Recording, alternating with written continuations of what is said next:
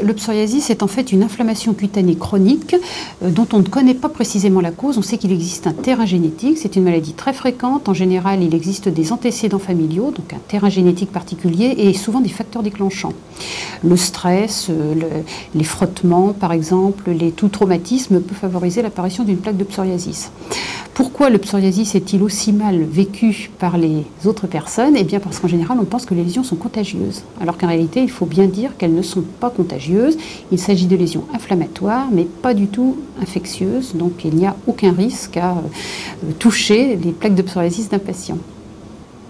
Alors quel est l'impact du psoriasis sur la qualité de vie des patients? Eh bien cet impact est extrêmement important. En fait, le psoriasis est une maladie qui entraîne une altération importante de la qualité de vie, aussi importante que des maladies qui pourraient paraître beaucoup plus graves, comme l'infarctus du myocarde ou certains cancers.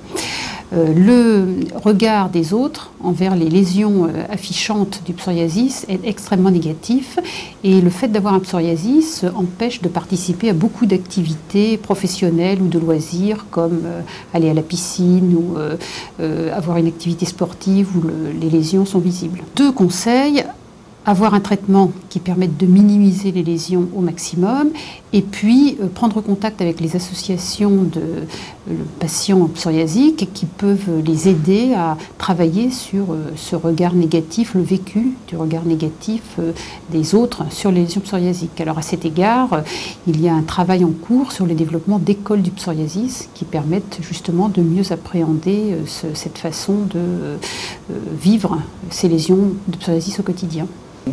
Alors les associations de patients sont importantes pour que les patients aient l'occasion de parler de leurs problèmes ensemble, de parler des différentes situations de la vie quotidienne. Et puis les spécialistes du psoriasis sont bien sûr les dermatologues, donc les dermatologues libéraux et les dermatologues hospitaliers qui œuvrent en partenariat pour trouver le traitement le mieux adapté pour chaque patient.